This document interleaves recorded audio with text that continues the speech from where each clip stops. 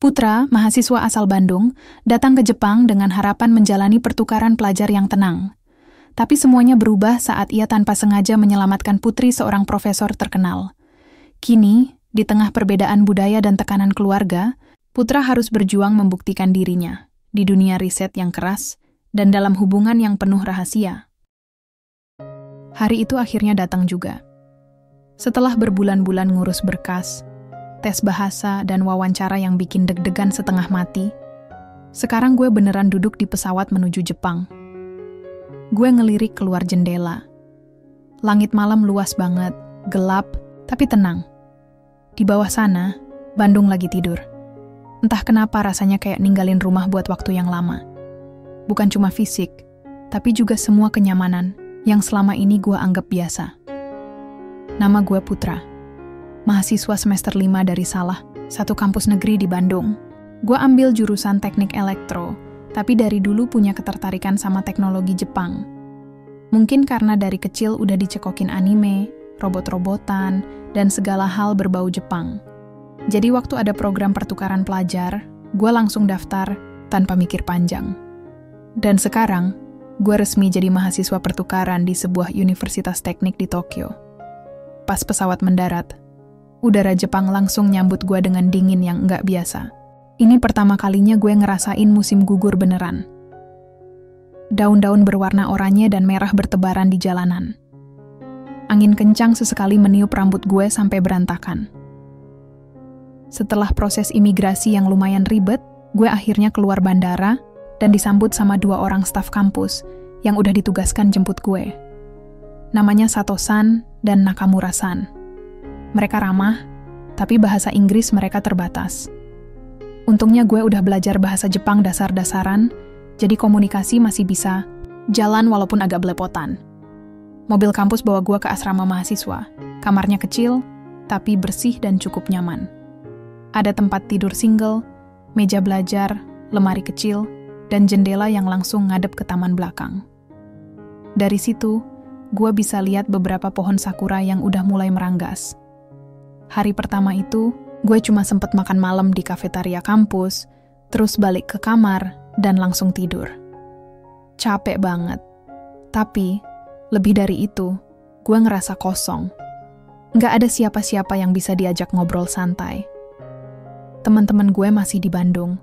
Dan di sini, semuanya terasa asing. Hari-hari berikutnya diisi dengan orientasi kampus dan pengenalan budaya. Dosen-dosen di sini disiplin banget. Mereka jalan cepat, ngomong cepat, dan kerja lebih cepat lagi. Mahasiswa lokal jarang ngobrol di kelas. Kalau nggak ditanya, ya diam. Sementara gue masih adaptasi dan kadang cuma bisa senyum-senyum karena nggak ngerti. Gue mulai bikin rutinitas sendiri. Pagi berangkat kuliah, siang makan sendirian di kafetaria, sore jalan-jalan muter kampus atau taman kota. Kadang gue duduk lama di bangku taman sambil nulis di blog pribadi. Isinya curhat aja, tentang hari-hari gue di Jepang, gimana rasanya sendirian di negeri orang, dan harapan-harapan kecil biar besok bisa lebih baik dari hari ini. Satu-satunya, yang bikin gue sedikit merasa nyambung adalah teknologi kampusnya. Lab di sini gila canggihnya. Alat-alat yang selama ini cuman gue lihat di YouTube, di sini jadi barang sehari-hari. Gue bener-bener pengen bisa belajar banyak dari sini. Tapi sayangnya, buat dapat akses penuh ke lab, gue harus punya rekomendasi dari dosen pembimbing. Dan ya, dosen itu bukan orang yang gampang didekati. Namanya Profesor Hiroshi Nakamoto. Dosen teknik robotik, terkenal di seluruh Jepang. Bahkan katanya dia pernah kerja sama dengan NASA. Orangnya tua, kalem, tapi katanya super perfeksionis dan dingin. Beberapa mahasiswa bilang kalau dia nggak suka buang waktu sama orang yang dianggap nggak serius. Gue belum pernah ketemu langsung, tapi sempat lihat dia di aula waktu acara penyambutan mahasiswa baru. Ada aura yang beda dari beliau.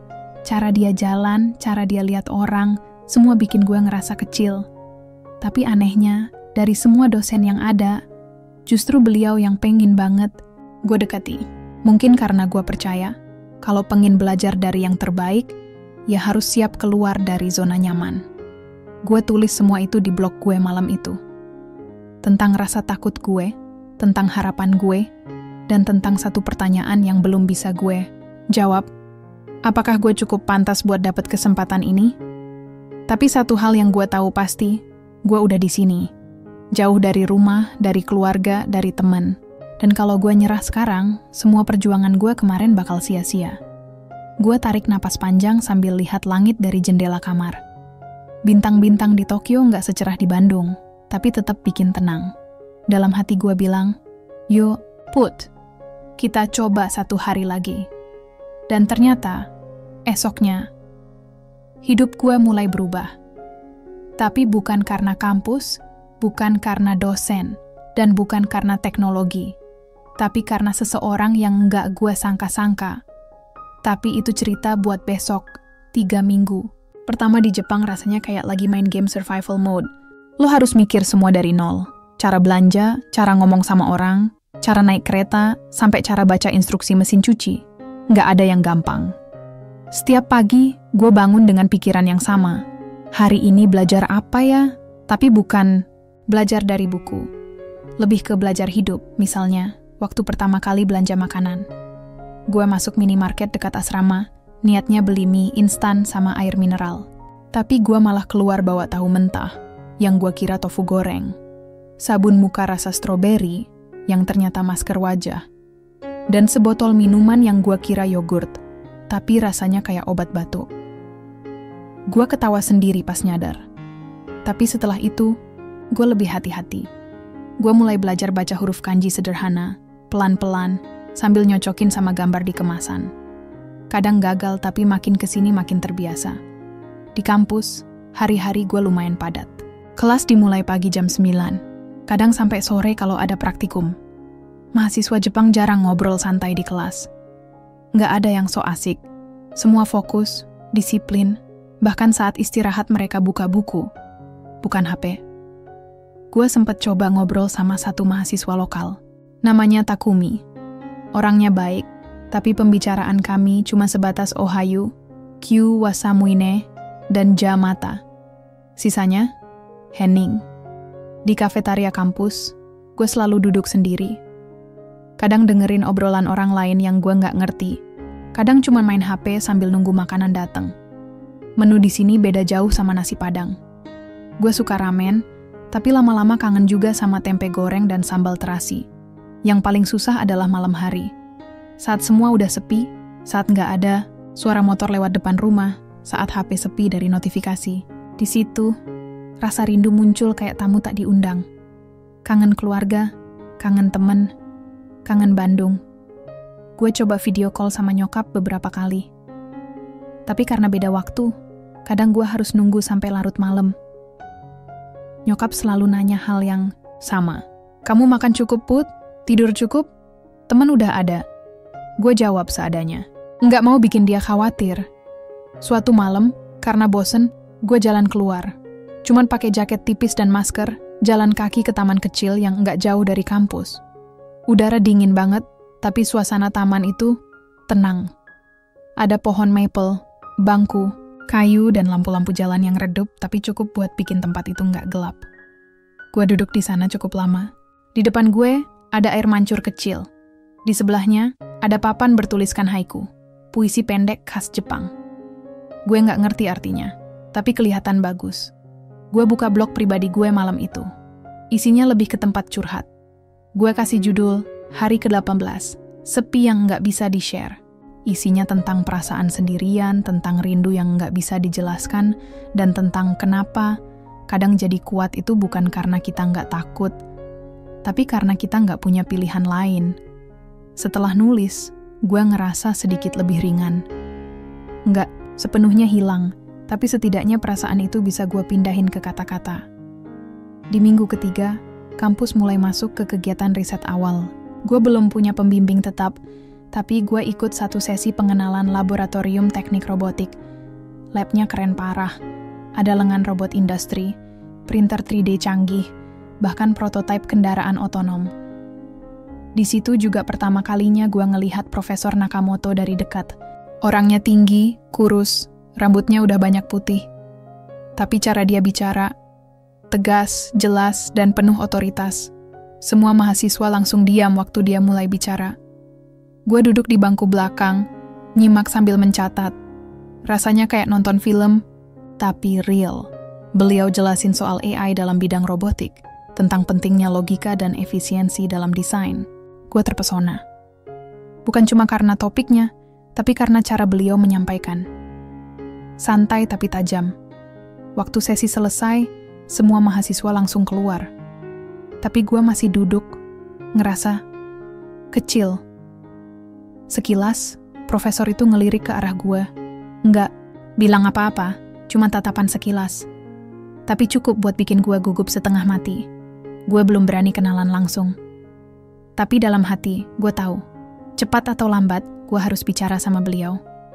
Kalau gue pengen serius belajar di sini, gue harus deketin orang yang paling paham soal bidang ini. Tapi tentu saja, hidup kadang punya rencana lain. Gue pikir pertemuan pertama yang penting itu bakal terjadi di lab atau ruang dosen. Ternyata, malah terjadi di jalan, di saat yang nggak gue duga sama sekali. Dan itu adalah awal dari segalanya. Hari itu sebenarnya berjalan biasa aja.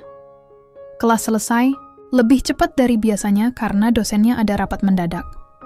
Gue keluar dari gedung kuliah dengan pikiran kosong, bingung mau ngapain sore itu. Temen ngobrol nggak ada, tugas belum banyak, dan cuaca lumayan enak buat jalan kaki. Jadi, ya udah, gue mutusin jalan ke taman dekat kampus yang udah mulai sering gue datengin. Taman itu nggak besar, tapi cukup sejuk dan tenang. Ada jalan setapak, berbatu yang melingkar, beberapa bangku kayu, dan satu pohon sakura tua yang masih berdiri walaupun udah bukan musimnya lagi. Di sekitar situ biasanya cuma ada orang tua yang jogging, atau mahasiswa yang lagi cari sinyal. Gue lagi duduk di bangku, minum teh botol kalengan dari vending machine, sambil scroll-scroll isi blog gue sendiri. Iya, kadang gue baca ulang tulisan, gue kayak orang narsis. Tapi entah kenapa itu bikin gue ngerasa sedikit nyambung sama diri sendiri. Tiba-tiba, dari kejauhan, gue ngelihat seorang cewek lari. Bukan lari olahraga, lebih kayak buru-buru, panik. Dia pakai seragam sekolah menengah atas, rok lipit dan jaket panjang. Rambutnya panjang tergerai, sedikit acak-acakan, dan wajahnya kayak orang yang lagi dikejar sesuatu. Gue berdiri refleks, gak tahu kenapa. Mungkin karena dari cara jalannya, gue tahu dia lagi gak baik-baik aja. Beberapa langkah di belakangnya, ada dua orang cowok pakai baju preman, kelihatan nyebelin, dan agak mencurigakan. "Oi!" Salah satu dari mereka teriak. Cewek itu menoleh cepat dan makin mempercepat langkah. Dia hampir sampai ke arah gue. Gue mulai mikir, "Oke Put, lu mau ngapain? Jangan sok jadi pahlawan. Lu gak kenal. Ini bukan film, tapi otak gue kalah cepat dari kaki." Tiba-tiba gue maju, berdiri pas di jalur larinya. Begitu dia udah deket, gue langsung jalan ke sampingnya dan bilang, "Pelan, ikut gue." Dia kaget, tapi mukanya nunjukin campuran bingung dan lega. Dia langsung jalan bareng gue, pura-pura ngobrol. Gue lempar satu kalimat acak. "Tadi dosennya nyebelin banget ya, untung cepet selesai." Dia nggak jawab, tapi langkahnya jadi lebih santai. Kita jalan terus, keluar dari taman, dan belok ke arah halte bus yang lagi rame. Dua cowok itu berhenti, agak jauh. Mereka celingak-celinguk sebentar, lalu pergi ke arah berlawanan. Gue dan cewek itu masih jalan. Sampai akhirnya kita berhenti di dekat minimarket. Dia ngeluarin napas panjang. "Terima kasih." Baru kali itu gue dengar suaranya. Lembut, tapi agak berat. Kayak orang yang berusaha tenang tapi masih deg-degan. "Nggak apa-apa. Lu nggak kenapa-kenapa?" tanya gue. Dia ngangguk pelan. "Mereka cuman orang iseng. Aku sering diganggu karena..." Dia berhenti, kayak ragu mau cerita lebih jauh. Gue angguk pelan. "Gak apa-apa kalau belum mau cerita. Yang penting sekarang aman." Dia menatap gue beberapa detik. Pandangannya tajam, tapi bukan galak. Lebih ke penasaran. "Kamu bukan orang Jepang ya?" Gue senyum. "Bukan, asal Bandung, Indonesia." "Oh, mahasiswa pertukaran?" "Yap, baru beberapa minggu di sini." Dia kelihatan mikir sebentar, lalu mendadak nanya, "Kenapa kamu bantu aku tadi?" Pertanyaan yang simpel, tapi lumayan nyentil.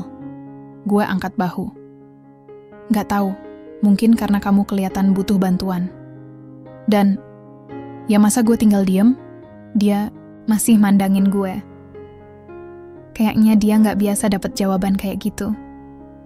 Aku Airi, katanya akhirnya. Gue senyum kecil.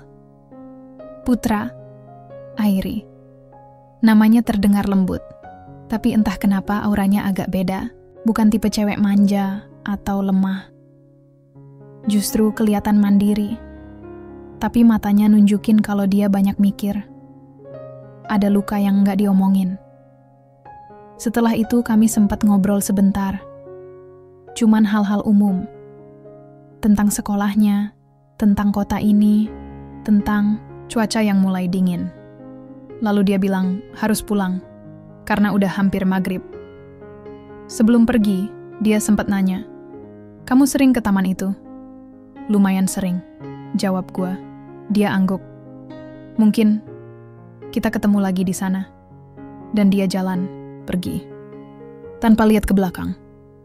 Gue berdiri lama di depan minimarket itu.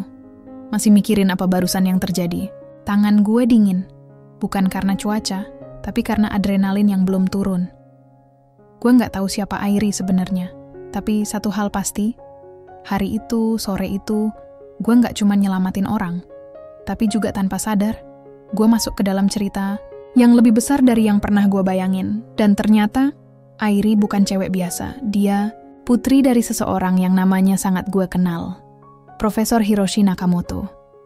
Tapi waktu itu, gue belum tahu. Dan mungkin kalau tahu dari awal, gue bakal mikir 2 kali. Atau malah tetap sama aja. Karena kadang, kita nggak milih siapa yang kita tolong. Tapi dari situ, nasib mulai nulis ceritanya sendiri. Sejak kejadian sore itu, Airi terus kepikiran di kepala gue. Bukan karena dramanya. Bukan juga karena tiba-tiba ada cewek Jepang yang ngomong sama gue lebih dari konnichiwa. Tapi karena ada sesuatu dari dia yang aneh. Kayak dia nyimpan banyak hal, tapi tetap bisa jalan santai, senyum tipis, dan ngomong seolah semuanya baik-baik aja. Gue balik ke asrama malam itu sambil mikir. Waktu buka laptop dan lihat foto-foto, kegiatan kampus yang pernah dikirim via email, mata gue langsung berhenti di satu slide. Acara tahunan laboratorium robotik dengan dosen pembimbing utamanya, Profesor Hiroshi Nakamoto. Dan di foto itu, di pojok kiri, berdiri seorang cewek dengan seragam SMA yang sama kayak Airi. Gue zoom foto itu. Dan ya, itu dia. Nggak salah lagi. Gue langsung duduk lebih tegak. Seriusan? Jadi dia anaknya Profesor Nakamoto? Gue ketik nama Profesor Nakamoto di Google. Dan bener aja, beberapa artikel akademik dan berita lokal nyebutin kalau beliau punya 1 anak perempuan, masih sekolah, dan tinggal bareng di Tokyo. Nama lengkapnya, Airi Nakamoto. Gue nggak tahu harus senang atau panik. Di satu sisi, gue baru nolongin anak dari profesor yang gue kagumi. Tapi di sisi lain, gue juga tahu reputasi profesor itu. Disiplin, tertutup, dan katanya sangat protektif terhadap keluarganya. Besoknya, suasana kelas kayak biasa. Tapi gue ngerasa beda sendiri. Tiap kali ngeliat dosen, terutama yang dari lab robotik, pikiran gue balik ke Airi. Hari berlalu tanpa kabar dari dia. Gue beberapa kali ke taman yang sama, duduk di bangku yang sama, bahkan beli teh kaleng yang sama. Tapi Airi nggak muncul. Mungkin dia cuma lagi lewat waktu itu. Mungkin dia juga nggak bakal balik lagi. Sampai akhirnya, hari Jumat sore. Setelah kelas selesai, gue dapat email dari pihak kampus. Isinya, mahasiswa pertukaran yang berminat mengikuti program riset khusus bidang robotik harap hadir di ruang 401 pukul 15 untuk wawancara awal bersama Profesor Hiroshi Nakamoto. Jantung gue langsung loncat. Wawancara? Sama Profesor Nakamoto? Waktu itu udah jam 14.30. Gue lari ke kamar, ganti baju yang lebih rapi, semprot parfum seadanya, terus buru-buru ke gedung teknik. Di ruang 401, udah ada 3 mahasiswa Jepang dan 2 mahasiswa asing lainnya. Semuanya kelihatan tegang. Gue duduk di kursi paling ujung sambil ngatur napas. Beberapa menit kemudian, pintu dibuka. Profesor Nakamoto masuk. Suaranya langsung bikin ruangan jadi hening. Beliau duduk, buka map, dan mulai manggil satu-satu buat wawancara. Waktu giliran gue, tangan gue udah dingin. Gue jalan pelan ke depan, duduk di kursi seberang meja beliau. Profesor Nakamoto nggak banyak basa-basi. "Putra-san, kenapa kamu tertarik ikut riset ini?" Gue langsung jawab sejujur-jujurnya. Tentang ketertarikan gue sama teknologi Jepang, tentang mimpi gue pengen kerja di bidang robotik, dan gimana gue selalu ngikutin jurnal penelitian beliau dari jauh. Beliau cuma angguk pelan, nggak ada ekspresi. Lalu, beliau berhenti sejenak, natap mata gue. "Kamu mahasiswa dari Indonesia ya?" "Iya, Profesor." "Kamu sering ke taman dekat stasiun Higashi?" Jantung gue berhenti sepersekian detik. Gue coba tetap tenang. "Kadang, Profesor, biasanya sore." Beliau mengangguk pelan lagi. Lalu, tanpa ekspresi, beliau bilang, "Wawancara selesai. Hasil akan diumumkan minggu depan." Gue berdiri, membungkuk, lalu keluar. Langkah gue agak berat. Gue nggak tahu harus senang atau khawatir. Tapi satu hal pasti, profesor itu tahu, entah Airi cerita, atau mungkin dia tahu dari orang lain. Tapi beliau tahu gue di sana hari itu. Sampai malam, pikiran gue kemana-mana. Apa gue bakal ditolak karena kejadian itu? Atau mungkin sebaliknya? Seminggu berlalu. Hasil diumumin via email. Nama gue ada di daftar. Gue resmi jadi salah satu dari 5 mahasiswa asing yang diterima untuk ikut proyek riset robotik langsung di bawah bimbingan Profesor Nakamoto. Gue baca ulang email itu 5 kali. Masih nggak percaya. Lalu di bawah daftar pengumuman, ada satu catatan kecil. Mahasiswa yang lolos diharapkan hadir di laboratorium utama hari Senin pukul 10 untuk pertemuan pertama. Kehadiran wajib. Hari Senin datang. Gue masuk ke lab robotik dengan rasa campur aduk. Deg-degan, senang, bingung. Di dalam lab, profesor sudah ada di sana. Dan di sebelahnya, Airi. Pakai seragam sekolah, duduk di salah satu kursi lab, lagi baca catatan.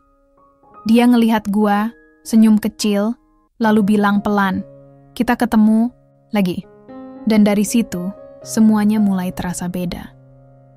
Hari itu gue ngerasa kayak masuk ke film sci-fi.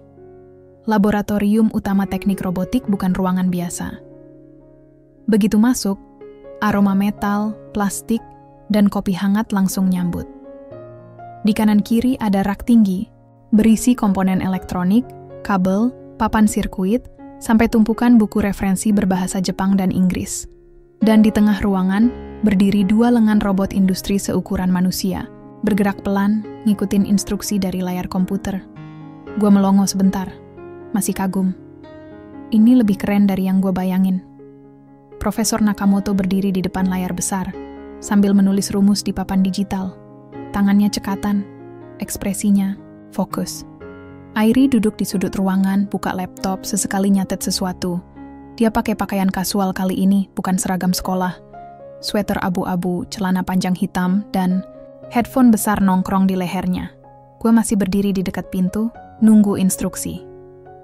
"Putra-san, silakan duduk." Suara profesor akhirnya terdengar. Gue langsung jalan pelan, duduk di bangku kosong dekat meja panjang yang penuh alat. 3 mahasiswa Jepang lainnya juga udah datang. Kami semua duduk melingkar. Profesor mulai bicara. Isinya tentang proyek riset ini. Mengembangkan sistem kecerdasan buatan untuk robot yang bisa membaca gerakan manusia dan menyesuaikan secara real time. Fokusnya ada pada interaksi manusia-mesin. Sebuah topik berat, tapi menarik banget. Setiap dari kalian akan dibagi tugas, katanya. Saya tidak akan mengajar seperti di kelas. Di sini, kalian dituntut berpikir, mencoba, dan gagal sebanyak mungkin. Baru kemudian berhasil.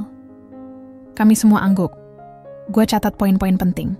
Walaupun tangan agak gemetar. Masih nggak percaya bisa duduk di lab ini. Lalu profesor ngelirik ke arah Airi. Airi akan membantu dalam pengujian sistem. Tapi dia bukan bagian dari tim. Jangan ganggu dia, kecuali dia yang ngomong duluan. Airi cuma senyum tipis. Sementara, yang lain ngangguk patuh. Gue sempat ngelirik dia. Mata kami sempat ketemu.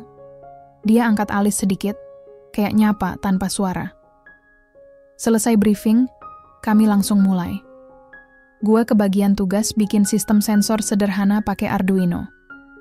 Bahasa pemrogramannya, gue kuasai tapi masalahnya, semua dokumentasi lab pakai bahasa Jepang. Gue frustrasi setengah mati. Beberapa kata gue ngerti, tapi kalau udah teknikal, kepala gue nyut-nyutan. Sore harinya, ruangan mulai sepi. Teman-teman lain udah pulang. Tinggal gue dan Airi yang masih duduk. Dia lagi ngedit grafik. Gue masih berjuang ngertiin instruksi dari manual. Aku bisa bantu. Kalau kamu mau, suara Airi pelan, tapi jelas. Gue nengok.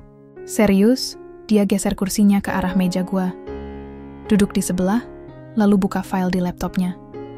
Ini versi bahasa Inggrisnya. Ayahku nyimpen semua dokumentasi lama dalam 2 versi. Tapi yang dikasih ke mahasiswa biasanya cuma bahasa Jepang. Kenapa? Tanya gue. Supaya mereka terbiasa. Jawabnya singkat. Gue angguk sambil baca ulang manual dari laptop dia. Baru beberapa baris, gue udah bisa lebih paham logikanya. Thanks banget Airi, kata gue tulus. Dia senyum kecil. Kamu kerja keras ya. Nggak semua mahasiswa asing tahan di lab ini. Gue nyengir. Gue juga nggak yakin bisa tahan. Tapi, gue pengen belajar. Bukan cuma soal robot, tapi tentang cara berpikir di sini. Disiplin, teliti, tanggung jawab. Dia menatap gue sebentar. Kamu mirip ayah. Gue kaget. Hah? Maksudku, dari cara kamu bicara soal belajar, kamu kelihatan serius. Gue cuma bisa senyum canggung. Setelah itu, kami kerja bareng sampai hampir jam 7 malam. Suasana jadi tenang. Gue ngerasa nyaman kerja bareng dia. Gak banyak omong tapi saling bantu. Rasanya natural aja. Waktu kami siap-siap pulang, tiba-tiba suara pintu kebuka. Profesor masuk lagi. Dia mandang kami sebentar, lalu nanya. Airi, kamu bantu Putra? Airi jawab tenang, iya. Dia kesulitan membaca dokumentasi. Aku kasih yang versi Inggris.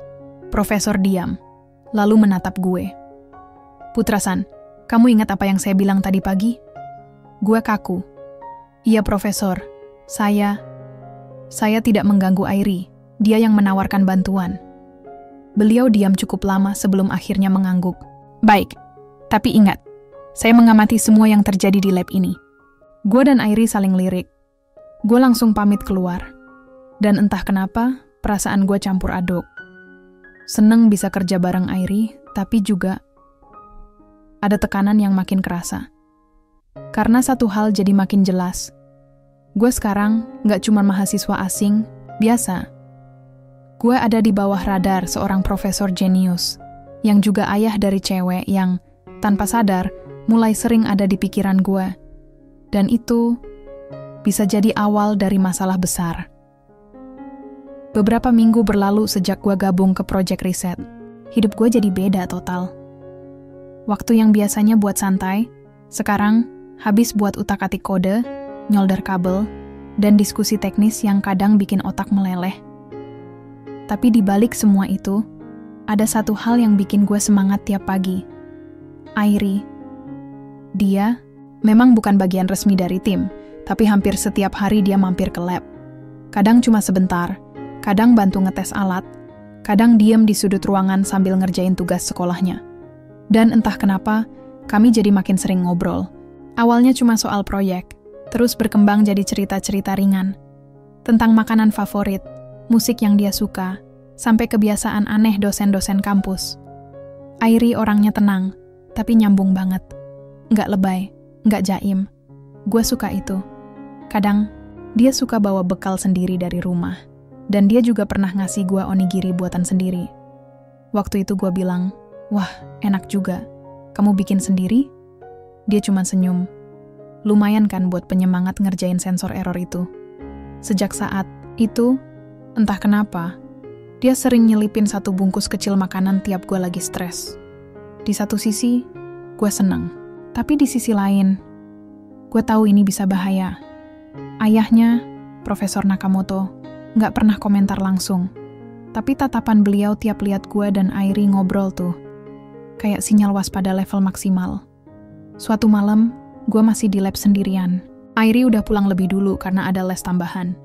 Gue lagi uji coba sistem pengenal gerak, tapi laptop gue tiba-tiba ngehang. Frustrasi, gue nyender di kursi, ngelamun. Pikiran gue ke Airi lagi. Gue tahu ini harusnya nggak terjadi. Gue kesini buat belajar, bukan cari cinta. Tapi perasaan itu datang pelan-pelan, dan makin lama makin jelas. Gue ngerasa nyaman banget kalau deket dia. Gue bisa jadi diri sendiri. Tiba-tiba pintu lab kebuka. Gue pikir itu satpam, atau temen tim yang ketinggalan barang. Tapi ternyata, Profesor Nakamoto. Beliau masuk tanpa senyum, bawa map di tangan. Langsung ke arah meja gue.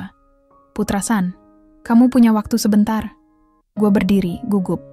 Tentu, Profesor. Beliau duduk di bangku depan gue. Matanya lurus menatap. Saya perhatikan, kamu cukup cepat beradaptasi di proyek ini. Saya hargai kerja keras kamu. Terima kasih, Profesor. Tapi saya juga perhatikan, kamu cukup dekat dengan Airi. Jantung gue langsung berhenti sedetik. Dia memang suka membantu, tapi saya harap kamu tahu batasnya. Lanjutnya. Gue diam sebentar, terus jawab pelan. Saya nggak pernah maksain dia bantu saya, Profesor. Kami cuman sering ngobrol, dan itu pun selalu di lab. Profesor narik napas dalam. Airi anak saya satu-satunya. Saya melindunginya. Bukan karena saya terlalu keras, tapi karena saya tahu dunia seperti apa yang akan dia hadapi nanti. Dunia riset itu kejam. Hubungan pribadi bisa jadi distraksi. Gue mencoba tetap tenang. Saya ngerti maksud Profesor, tapi saya juga nggak niat ganggu dia. Kalau keberadaan saya bikin Profesor nggak nyaman, saya bisa jaga jarak.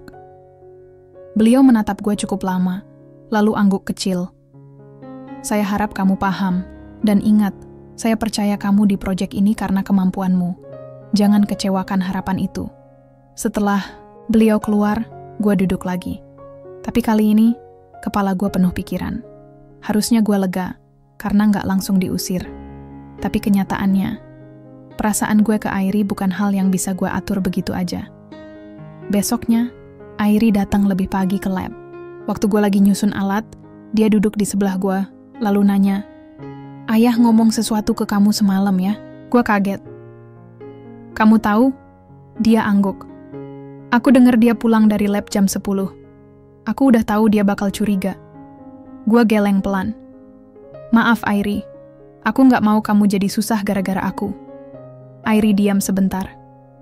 "Kamu nggak salah. Aku juga sadar hubungan kita bisa bikin orang lain nggak nyaman.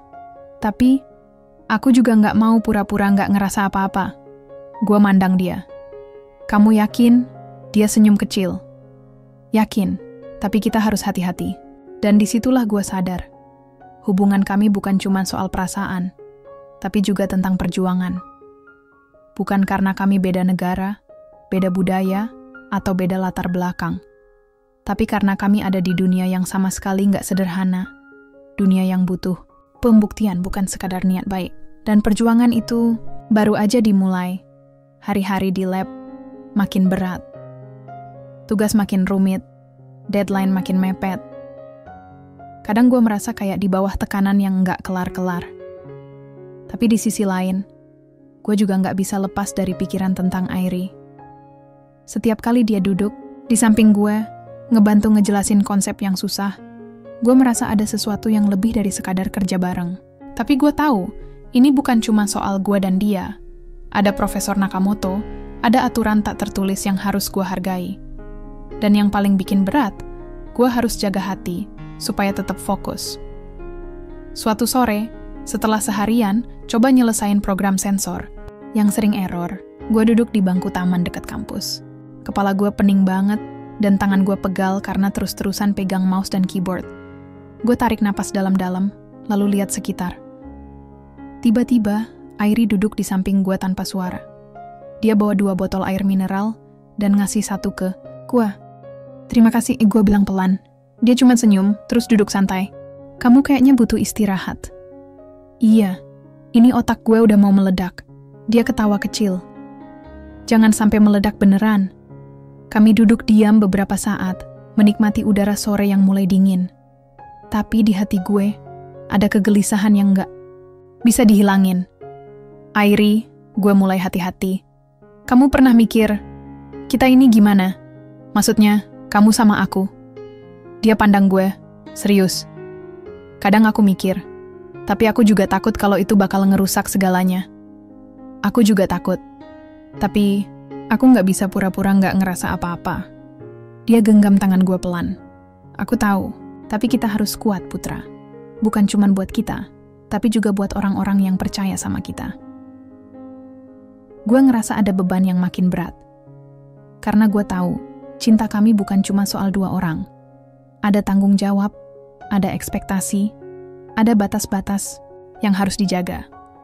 Beberapa hari kemudian Profesor Nakamoto panggil gue ke ruangannya. Waktu itu gue deg-degan banget. Putra-san, beliau mulai, aku dengar dari beberapa orang kalau kamu dan Airi sering deket. Apa kamu sadar risikonya? Gue jawab pelan, saya sadar, Profesor. Tapi saya nggak bermaksud apa-apa selain belajar dan bekerja keras. Beliau tatap gue lama. Ini bukan soal niat, tapi persepsi. Di dunia akademik, hubungan pribadi bisa berimbas buruk. Aku ingin kamu fokus pada riset. Kalau kamu serius, jangan sampai ada hal-hal yang bisa merusak kariermu. Gue angguk. Saya paham, Profesor. Saya akan jaga profesionalisme. Keluar dari ruang itu, gue merasa berat banget. Antara harus menjaga hati dan harus menjaga masa depan. Sore itu, gue cerita ke Airi. Dia bilang, aku nggak mau kehilangan kamu, tapi aku juga nggak mau kamu kehilangan mimpi. Kami berdua sadar, ini bukan cuma soal perasaan, ini soal pilihan besar yang harus kami buat. Di tengah semua tekanan, proyek riset terus berjalan. Sistem robot yang kami buat mulai menunjukkan hasil positif, walau masih banyak bug dan masalah teknis. Suatu malam, saat gua dan Airi lagi debugging, tiba-tiba alarm lab berbunyi. Semua komputer mati mendadak. Lampu darurat menyala. Gua dan Airi panik. Kami coba cek satu-satu, tapi semua data riset hilang. Seolah-olah ada yang sengaja sabotage. Profesor Nakamoto datang tergesa-gesa, wajahnya tegang. Apa yang terjadi? Gue coba jelasin dengan terbata-bata. Tapi hati gue sudah tahu, ini bukan cuma masalah teknis. Ini ujian besar buat kami semua, dan ujian itu akan menguji seberapa kuat hubungan, komitmen, dan keberanian kami untuk bertahan. Pagi itu, suasana di lab terasa berat sekali. Lampu darurat masih menyala, bau kabel gosong samar tercium. Semua orang terlihat bingung dan gelisah. Gue duduk di pojok ruangan, tangan gue gemetar, kepala penuh pertanyaan. Data riset yang kami kerjakan selama berminggu-minggu tiba-tiba hilang begitu saja, hilang tanpa jejak. Itu bukan kecelakaan biasa, gue tahu itu. Profesor Nakamoto berdiri, di tengah wajahnya serius banget. Kita harus cari tahu siapa yang bertanggung jawab. Ini bukan cuma soal proyek, tapi reputasi laboratorium dan masa depan kalian semua. Gue ngerasa tekanan makin berat, bukan hanya karena kerja keras kami hilang, tapi juga karena ada rasa curiga yang mulai muncul di antara kami. Airi datang ke samping gue, matanya merah sedikit. Putra, kamu baik-baik saja? Gue coba tersenyum, tapi suaraku serak. Iya, cuma kaget aja. Dia genggam tangan gue erat. Kita akan hadapi ini bersama. Tapi gue tahu, ini lebih dari sekadar masalah teknis atau proyek yang gagal. Ini masalah kepercayaan. Hari-hari berikutnya penuh dengan interogasi dan cek silang. Setiap orang di lab diperiksa, dan gue ngerasa beban makin berat. Profesor Nakamoto mulai sering berdiri di depan gue, tatapannya tajam. Putra-san, saya tahu kamu nggak bersalah, tapi kamu harus waspada. Tidak semua orang di sini menginginkan keberhasilanmu. Gue terdiam. Apa maksudnya? Lalu, di satu kesempatan, Airi cerita padaku. Putra, ayahku pernah bilang, dunia riset itu keras. Kadang, ada orang yang enggak segan buat menjatuhkan yang lain demi keuntungan sendiri. Gue ngerasa dunia gue mulai runtuh. Apa benar ada orang yang nyengsarain kami dengan sengaja? Tepat di tengah kekacauan itu, perasaan gue ke Airi semakin kuat. Tapi gue juga semakin takut kehilangan dia karena masalah ini. Suatu malam, gue dan Airi duduk di bangku taman kampus. Kami butuh waktu jauh dari lab untuk mikir. Airi, gue mulai. Aku nggak tahu bagaimana harus menghadapi semuanya ini. Tapi aku nggak mau kehilangan kamu. Dia menatap gue lembut. Aku juga takut, Putra. Tapi aku percaya kita bisa melalui ini. Kalau kita bersama. Di balik ketegangan dan ketidakpastian, ada harapan yang tumbuh. Harapan bahwa cinta kami bukan cuma sekadar pelarian dari masalah, tapi kekuatan untuk bertahan. Namun, konflik ini belum selesai. Karena semakin dalam kami menggali, semakin banyak rahasia yang terungkap. Rahasia yang bisa mengubah segalanya. Sejak insiden itu, suasana di lab berubah drastis. Semua orang jadi waspada dan penuh curiga. Gue nggak pernah bayangin dunia riset bisa sesuram ini. Profesor Nakamoto semakin sering mengawasi kami. Tapi bukan hanya sebagai pengawas proyek, melainkan juga sebagai wasit yang harus membedakan siapa yang benar dan siapa yang main kotor.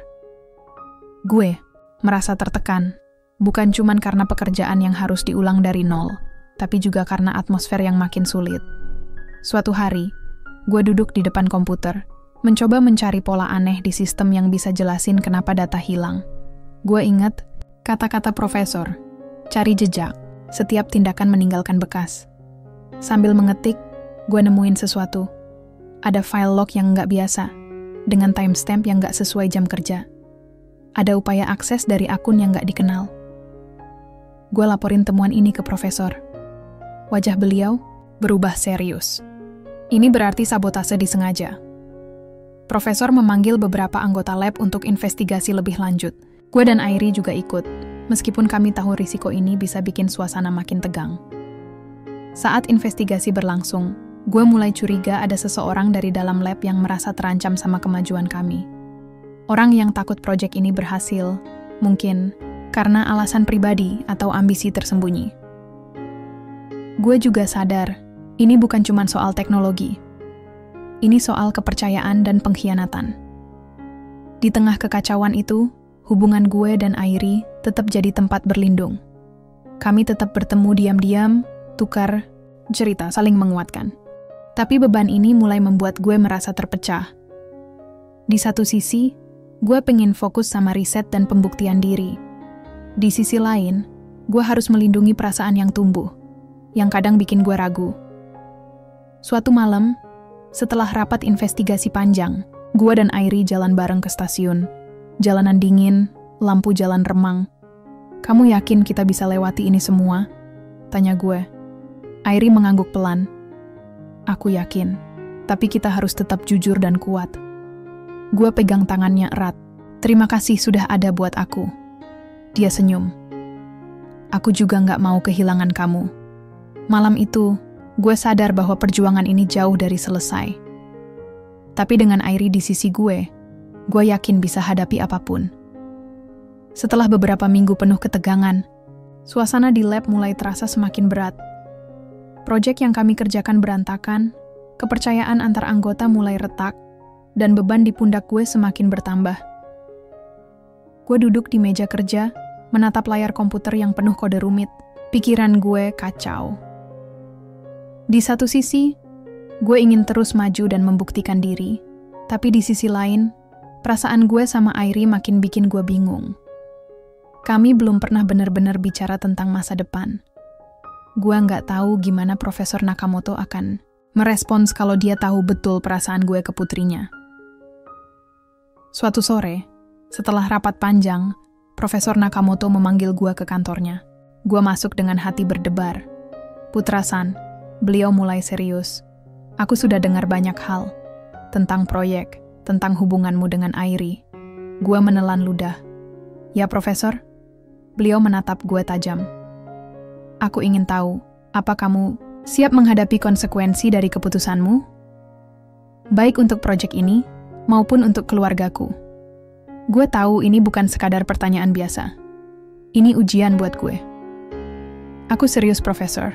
Aku ingin membuktikan bahwa aku bisa dipercaya, bukan hanya sebagai mahasiswa, tapi juga sebagai seseorang yang peduli sama Airi. Profesor diam sesaat, lalu angguk. Kalau begitu, kamu harus pilih antara fokus di proyek ini atau hubunganmu dengan putriku. Gue merasa dunia gue runtuh sekejap. Pilihan yang dihadapkan itu berat banget. Kalau aku pilih proyek, aku takut kehilangan Airi. Tapi kalau aku pilih Airi, aku takut gagal di sini, gue jujur. Beliau tersenyum tipis. Itulah kenyataan hidup, Putrasan. Kadang kita harus mengorbankan sesuatu untuk mendapatkan sesuatu yang lain. Setelah keluar dari kantor profesor, gue duduk di taman kampus, mikir keras. Gue gak bisa bohong sama perasaan gue, tapi gue juga gak mau nyakitin orang yang percaya sama gue. Beberapa hari kemudian, gue ketemu Airi di lab. Dia lihat gue serius banget. Kamu kelihatan berat, Putra, katanya. Gue tarik napas panjang. Aku baru ketemu ayahmu. Dia minta, aku pilih, proyek atau kamu. Airi terdiam, matanya berkaca-kaca. Aku gak mau jadi alasan kamu kehilangan masa depan. Gue genggam tangannya. Aku juga gak mau kehilangan kamu. Kami berdua sadar perjalanan ini gak akan mudah. Tapi kami siap berjuang, apapun risikonya.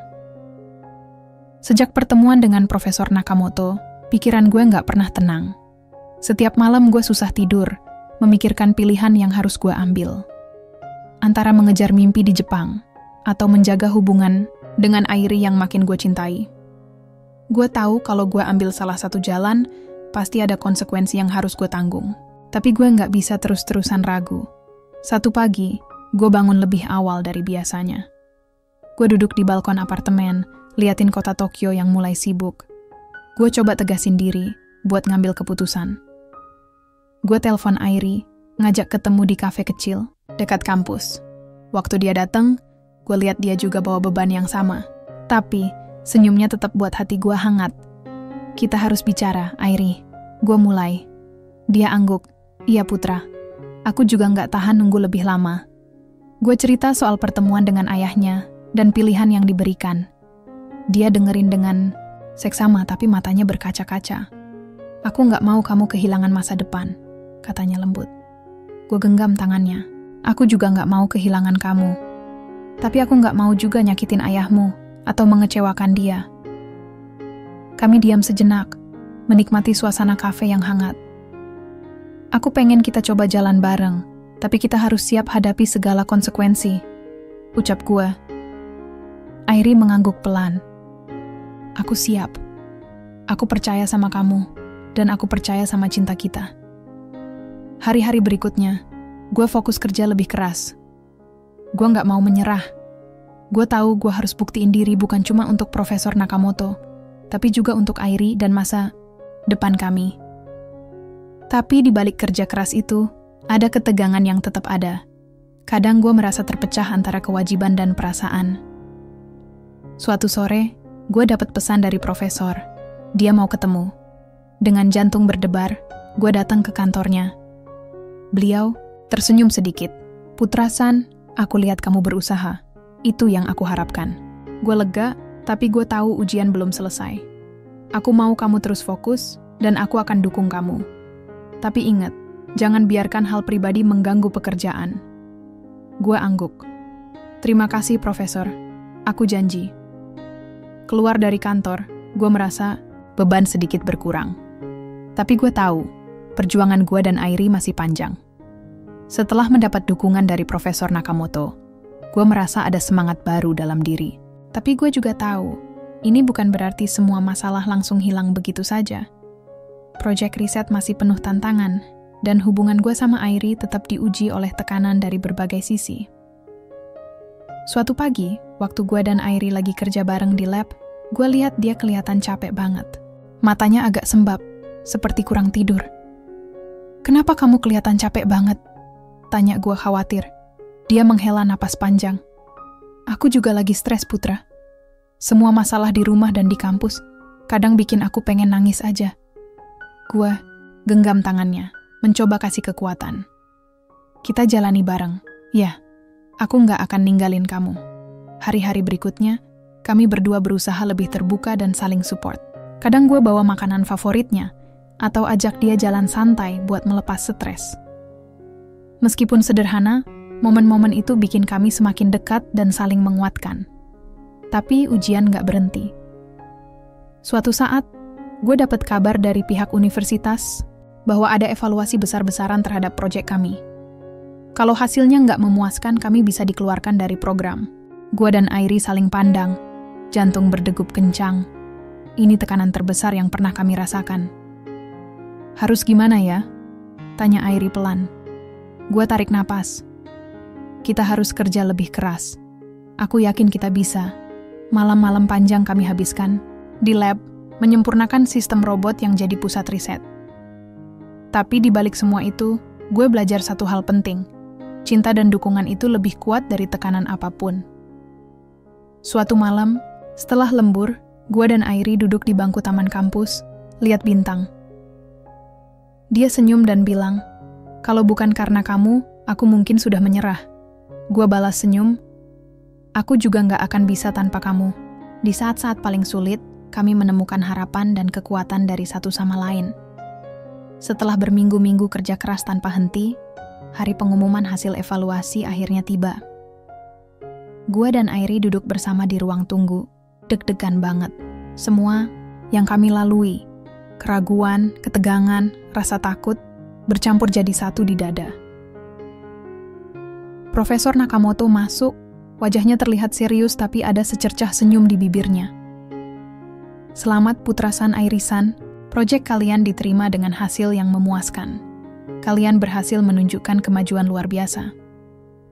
Dengar itu, gue dan Airi saling tatap, mata kami berkaca-kaca.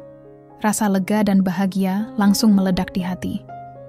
Gue pegang tangan Airi erat-erat. "Kita berhasil, Airi." Dia tersenyum lebar. "Iya, kita berhasil."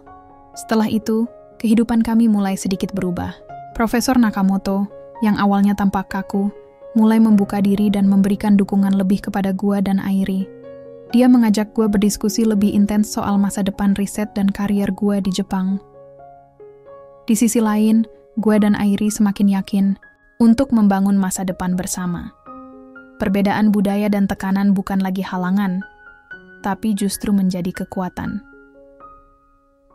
Suatu sore, di taman kampus yang sama tempat kami sering duduk, gue bilang ke Airi, "Aku nggak tahu apa yang akan terjadi nanti, tapi aku tahu aku pengen jalani hidup ini bareng kamu." Dia tersenyum, matanya bersinar. "Aku juga, Putra. Kami berdua tahu perjalanan ini belum selesai, tapi kami sudah siap untuk menghadapi apapun bersama-sama." Gue belajar banyak dari pengalaman ini, bahwa keberanian untuk bertindak, kejujuran dalam perasaan, dan dukungan dari orang yang kita sayang bisa mengubah segalanya. Kisah gue di Jepang bukan hanya soal belajar atau riset. Ini soal menemukan arti cinta, keberanian, dan keluarga baru. Dan gue yakin, ini baru awal dari cerita yang jauh lebih indah.